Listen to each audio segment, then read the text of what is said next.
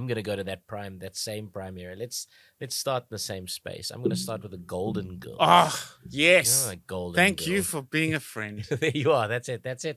But did you know that Quinton Tarantino Come on. credits the sitcom The Golden Girls for being a large part of why he made Reservoir Dogs. Oh, that's hysterical. I have a confession to make. Seen Pulp Fiction.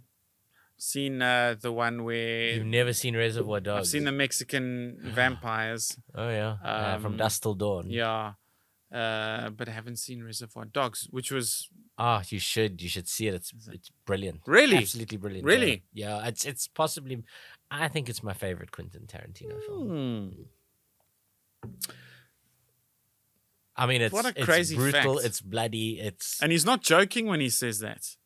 Well, that's your fact, hey? I mean, assuming he says it, Joe. Right? Nah, okay. You've got to be talking cuck. That's my answer. You're lying. It's not true. The fact isn't true.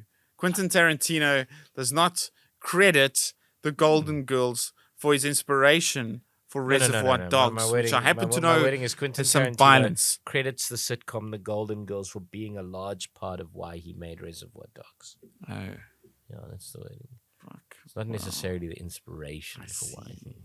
Mate, oh, fuck. Well, I don't know No, enough no. about I mean, Reservoir Dogs. Listen, Reservoir Dogs is about a violence, eh? jewelry robbery that goes wrong. You know, and Oh. about how the burglars kind of all one by one sort of meet back at the central rendezvous to determine what went wrong. Those of them who have survived, and they try and work out why did it go wrong, what was going wrong, and then they wind up in a Mexican standoff at the end. You know, where they all pull the guns on each other. It's it really is brilliant. Okay. It really is great movie making. Okay.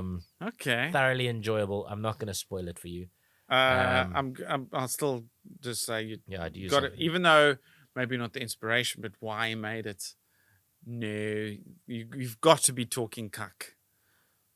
You're Yes, it's a lie. All right. It's Ryan, I don't start with lies. I'm telling you the truth. Quentin had a small role as an Elvis impersonator in the episode called Sophia's Wedding in 1988, and it became a two-parter. So Quentin Tarantino himself said that while he was paid like $650 to make it at the time, and he made it in the final cut. he's there. He said in both episodes.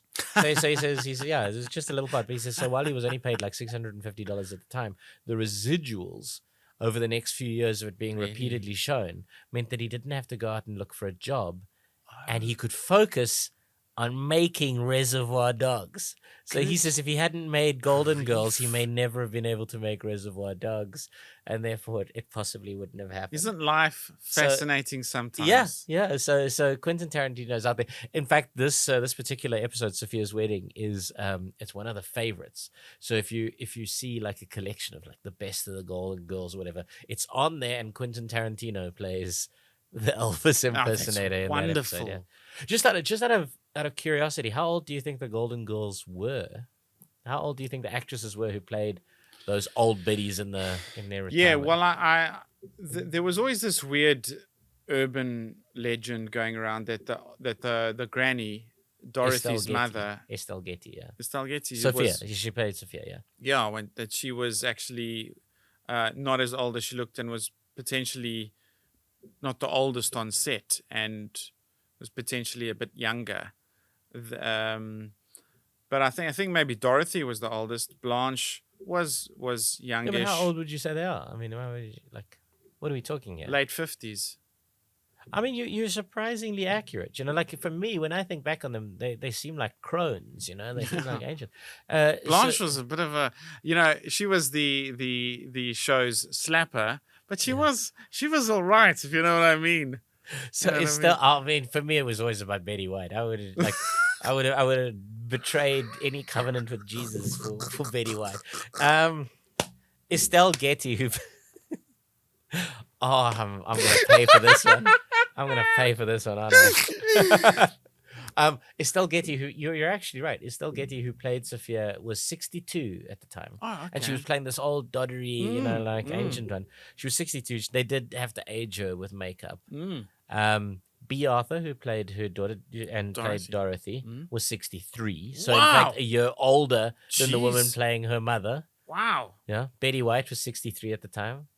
And Rue McClanahan, who played Blanche, was a mere 51. All right, Blanche. Yeah. A mere 51, Ryan. Like a couple years older than we are now. Like a decade. Eight years older than I am now. The Golden Girls, Ryan. Wonderful. I had a bit of a... Well, we might have a late blooming, sitcom moment as well, No, I had a bit of a meltdown when I discovered these old biddies were basically the age I'm supposed to be. Wow. Anyway, so there you are, yeah. Did you ever see Hot in Cleveland, a sitcom in the early 2010s? No, I don't. Betty White was in there. So it was so sweet. 'Cause I don't want to spoil the plot of this episode in case you have a Frasier fact. If I watched that, I'd probably go blind. Hot in Cleveland. Because Betty White's in it, and she's hot in Cleveland, I'd probably go blind. Am I right? Hey? Because of all the wanking, Ryan. Jesus, come on. Hey? High five. No, don't touch me. I've been wanking. Betty. Oh, man. Betty. Train of thought. Right. Hot in Cleveland. Oh, so it's about three divorcees and Betty White. Three women who are all divorced and living in a place in Cleveland. And Betty White sort of lives with them. But the women are awesome. The one is the British chick from Frasier.